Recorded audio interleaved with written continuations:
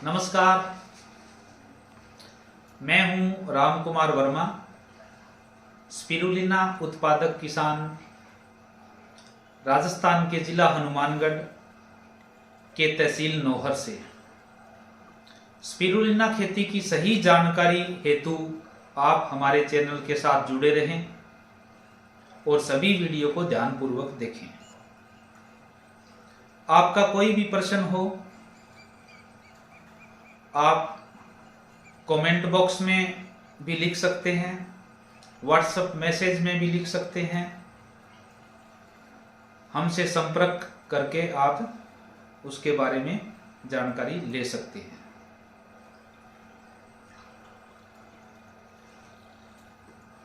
भारतीय कृषि अनुसंधान परिषद पूषा नई दिल्ली से स्पिरुलिना खेती वैज्ञानिकों से स्पिरुलिना खेती का संपूर्ण ज्ञान प्राप्त करते हुए पिछले 8 साल से राजस्थान की इस पावन धरा पर सफलतापूर्वक स्पिरुलिना खेती कर रहे हैं। भारतीय कृषि अनुसंधान संस्थान के हमारे सभी महान कृषि वैज्ञानिकों का हृदय से हम आभार प्रकट करते हैं, जिन्होंने हमें उच्च तकनीकी स्पिरुलिना खेती के बारे में बहुत प्यार से सिखाया है। स्पिरुलिना खेती जानकारी के हमारे सभी वीडियो आप सभी ने, बहुत सारे लोगों ने देखे और उसको सराहा है। स्पिरुलिना खेती को बढ़ावा देना एक सराहनीय कदम बताया।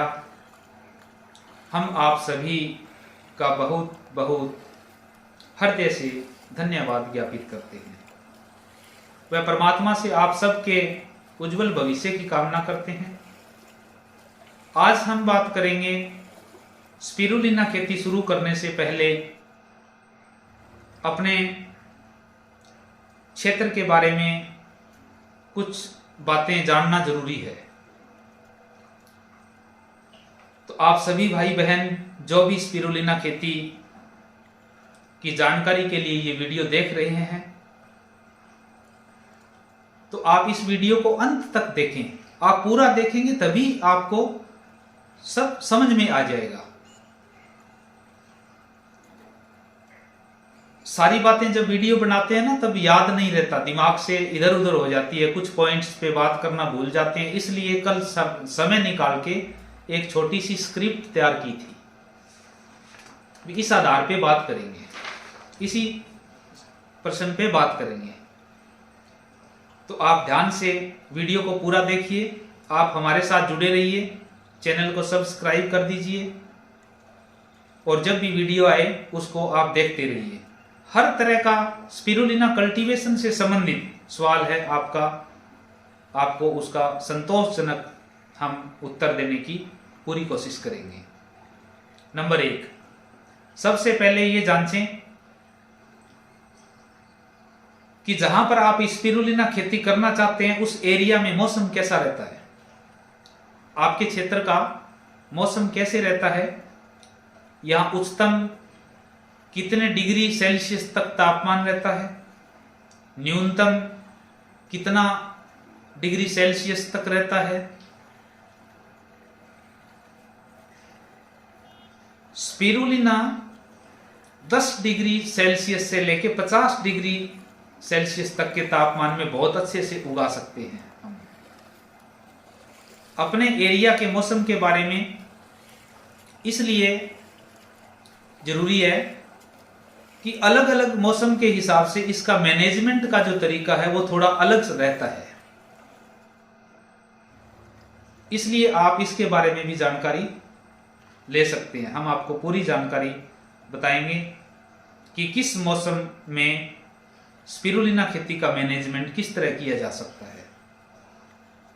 नंबर 2, आपके पास पानी की सुविधा कैसी है। आपके पास नहर का पानी है, आपके पास कुएं का पानी है, या आपके पास बोरवेल का पानी है, या आपके पास बारिश का पानी है, आपके पास खारा पानी है, आपके पास मीठा पानी है। किस तरह का पानी है, किस तरह के पानी में उगाने के बारे में आपका जानकारी चाहते हैं। इसको भी आप कमेंट बॉक्स या व्हाट्सएप पे संपर्क करके आप जानकारी प्राप्त कर सकते हैं। हाँ, स्पिरुलिना सभी तरह के खारे और मीठे जल में उगाया जा सकता है, लेकिन प्रत्येक जल में उगाने के लिए तरीका थोड़ा अलग अलग होता है। इसकी भी आप विस्तार पूर्वक जानकारी ले सकते हैं, क्योंकि पिछले 8 साल में हमने इसको करीब 25 तरह के पानी में अलग अलग तरह से इसको सफलतापूर्वक उगाया है। नंबर 3, आपके पास कम से कम कितने स्क्वायर मीटर एरिया है जहां पे आप इसको ग्रो करना चाहते हैं। जहां आप स्पिरुलिना उगाना चाहते हैं, आपकी खुद की भूमि में उगाना चाहते हैं या आप किराए की भूमि पर उगाना चाहते हैं,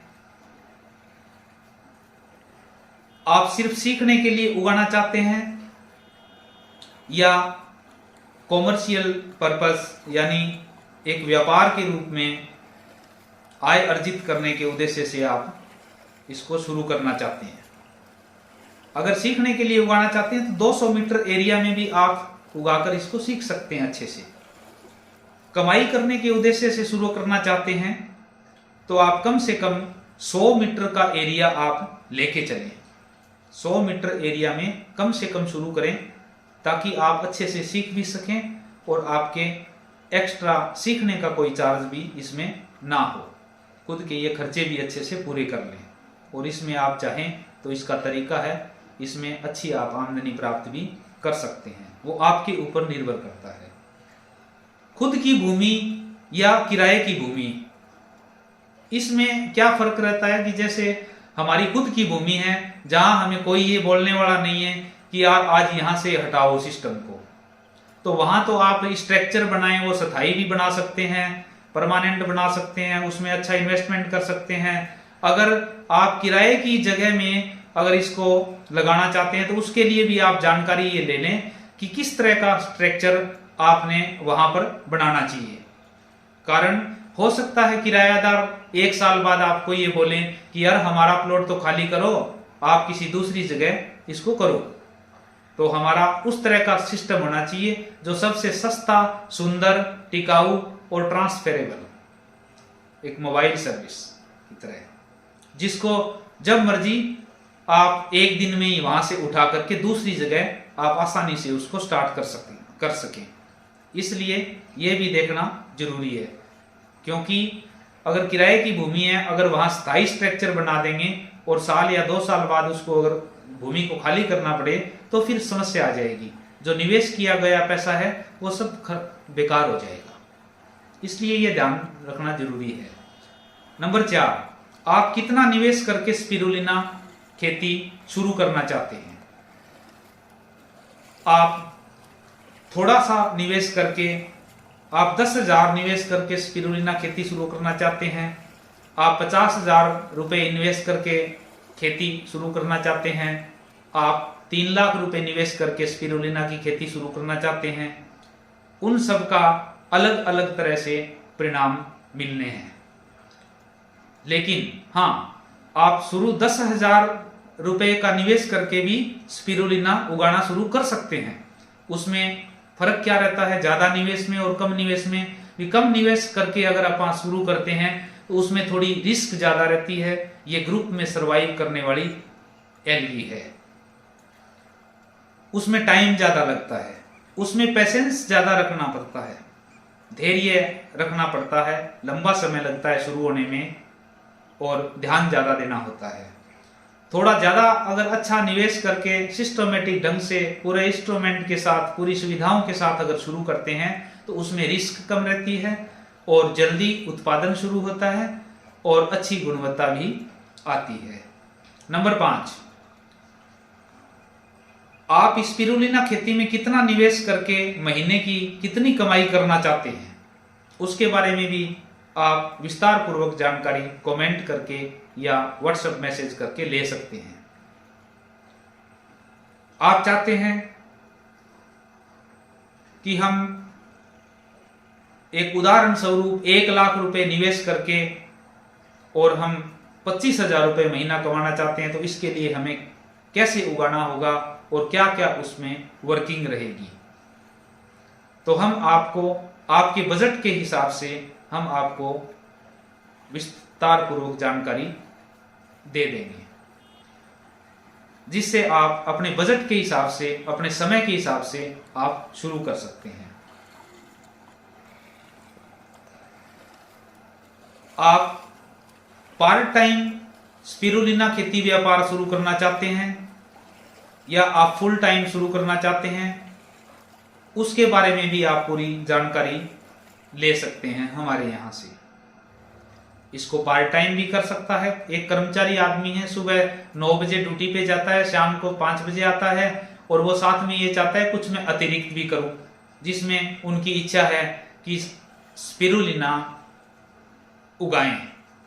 तो वो घर में अगर खाली जगह है तो एक साइड में वो अपना एक मास्टर प्लांट बना के और पार्ट टाइम सुबह शाम उसको संभालते हुए और बहुत अच्छे से मैनेजमेंट कर सकता है। नंबर 6, आपके पास भूमि है, आपके पास निवेश करने के लिए धन है, आप मेहनती भी है या मजदूर से कार्य करवा सकते हैं, लेकिन स्पिरुलिना खेती का मैनेजमेंट आपको खुद को जानना जरूरी है। इसके लिए आपके पास समय कितना है, क्योंकि स्पिरुलिना खेती का सबसे महत्वपूर्ण विषय है, हिस्सा है, वो है मैनेजमेंट। मजदूर आप जितना बोलेंगे उतना उसमें काम कर सकते हैं, लेकिन उसकी पहचान करना कि ये क्या वाकई ये कल्चर सही चल रहा है, ये हेल्थी है, ये ग्रोथ सही हो रही है, या उसमें कोई समस्या आ रही है या नहीं आ रही है, ये सब तो आपको ही वॉच करना होगा, आपको ही देखना होगा, आपको ही पहचानना होगा। इसलिए इसका अहम पार्ट जो है वो इसको इन्वेस्टमेंट नहीं मान सकते, ना मेहनत मान सकते। इसका महत्वपूर्ण जो बिंदु है वो है इसका सही तरीके से मैनेजमेंट करना। अगर आप सही तरीके से मैनेजमेंट करते हैं तो दुनिया में बहुत अच्छी गुणवत्ता का स्पिरुलिना आप जरूरतमंद तक पहुंचा सकते हैं। अगर आप ये सब करने के लिए सकारात्मक है, नंबर 7, अगर आप ये सब करने के लिए सकारात्मक है तो आप बहुत अच्छी गुणवत्ता की स्पिरुलिना उत्पादित करके दुनिया के कोने कोने तक आप सप्लाई दे सकते हैं। आप होलसेल में सप्लाई दे सकते हैं, आप रिटेल में मार्केट कर सकते हैं, आप टीम बना के वर्क कर सकते हैं। हर तरह से इसकी मार्केटिंग सुविधा है। आप बाई प्रोडक्ट्स भी इसको बना के बेच सकते हैं। आज की वीडियो में इतना ही। अगले वीडियो में चर्चा करेंगे कि मात्र 1 लाख रुपए निवेश करके स्पिरुलिना व्यापार शुरू करके 50,000 रुपए महीना ईमानदारी से कैसे कमा सकते हैं। भगवान से प्रार्थना करते हैं आप सब हंसते रहें, खुश रहें, स्वस्थ रहें। इसी के साथ धन्यवाद। जय हिंद, जय भारत, नमस्कार।